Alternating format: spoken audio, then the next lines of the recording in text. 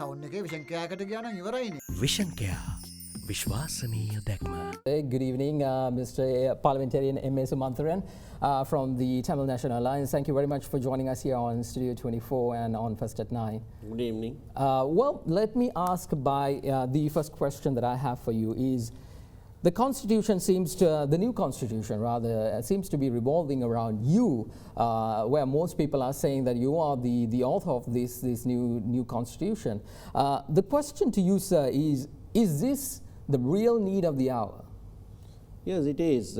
When the new government was formed in 2015 and when the 19th Amendment was passed, this was a repeated promise given to the country that 19th Amendment was only a halfway house, and after the general election there would be a new constitution. And soon after the general election, a public representation committee was appointed, and in 2016 January, on the 9th of January, the President addressed the Parliament and stated why a new constitution was necessary, and thereafter a resolution appointing a constitutional assembly was passed in Parliament after 4 days of debate on the 9th of March without a division.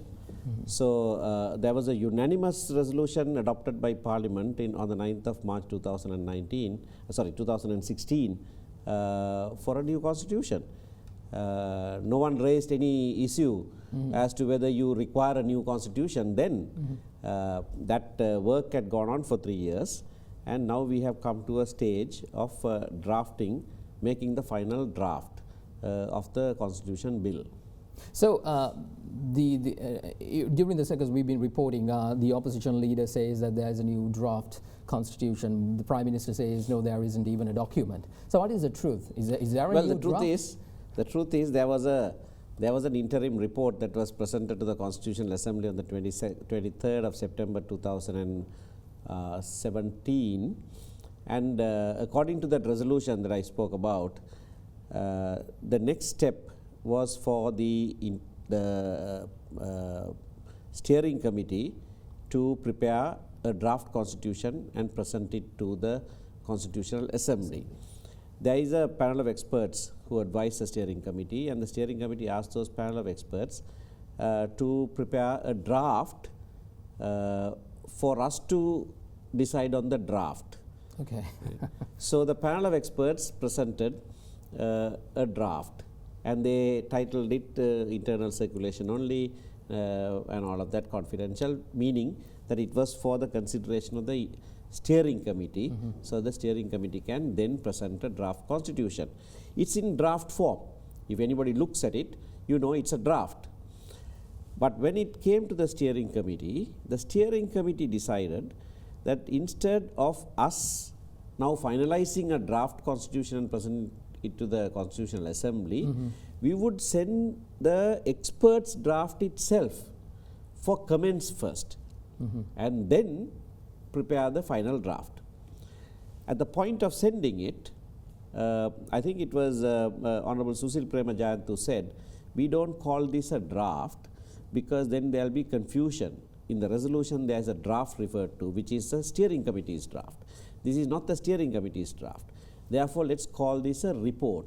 So that suggestion was by Honorable Susil Premajayanth and nobody else, which the steering committee accepted, and so we have called a draft prepared by the experts a report and presented it to the Constitutional Assembly. MP Sumanthiran, I think there's a lot of allegations that this draft or this proposed document is a divisive document, a document that would create a lot of harm to certain areas of the country. How would you respond to these allegations? I'm very surprised to hear all of these accusations now, because this process has gone on for 3 years.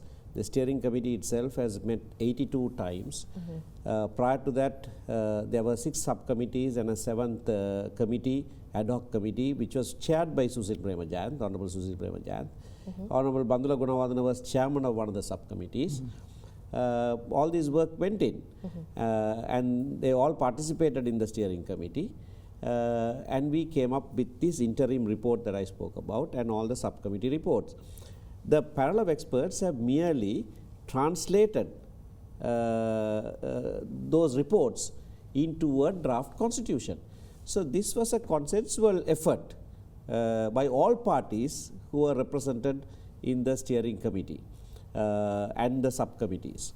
Now, one of the sticking points in the new constitution is police powers being vested with the central government. What difference do you think that devolution of power will bring through this proposed Before I answer constitution? that question, I must say when this report was submitted the other day in the Constitutional Assembly, Honorable Nimal Siripala de Silva made a speech articulating the SLFP's position, and he very clearly said they are for implementing the 13th Amendment in full and going beyond that also to clear any problems there might be in provinces exercising powers of devolution.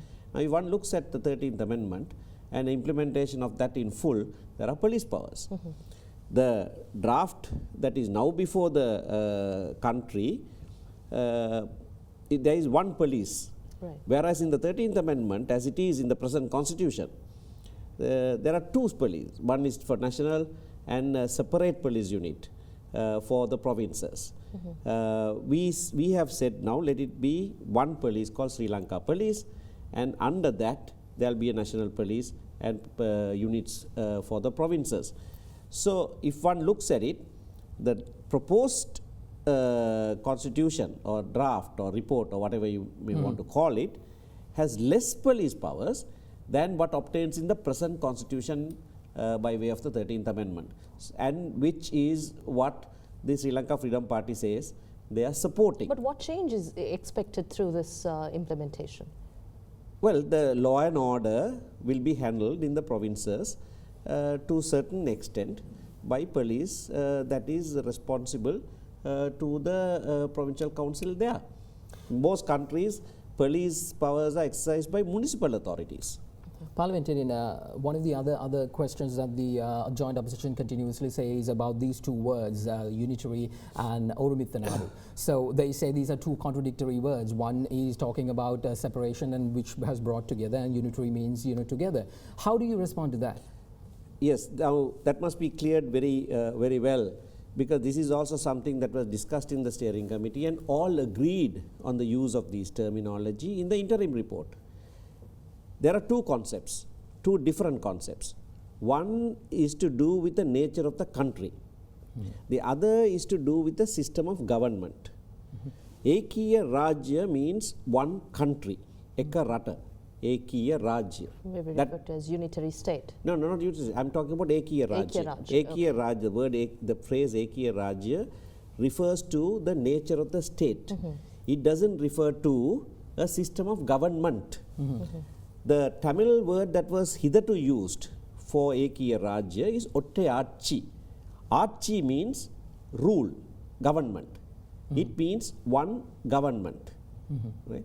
That refers to the system of government, like a unitary state. Okay. The whole idea that you have one unitary, one legislature comes from Britain, one legislature, no other competing legislatures. But Ekiya Rajya doesn't mean that. Ekiya Rajya means one country. And we understood the reason why the majority Sinhala people want to use the word Ekiya Rajya, because their main concern is that the country should not divide. Country must remain as one, and with which we agree fully. So we said find the equivalent term in Tamil, not Ottayachi, which is a system of government. So we used the word Nadu. Nadu means country. Orumitta means one. Or you can say Orunadu, whatever. But the equivalent term that refers to the first concept that I referred to, which is the nature of the country and not a system of government. Because the concepts of unitary and federal have undergone drastic changes in the world today. You can't, there is no dividing line between what is unitary and what is federal.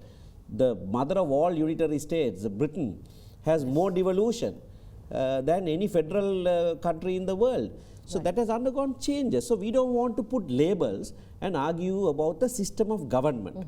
The system of government will be detailed in the constitution as to how it is to happen. But where the nature of the country is concerned, all of us have agreed that it must be one, undivided and indivisible. And in fact, We are the ones who suggested that we add the word indivisible into it.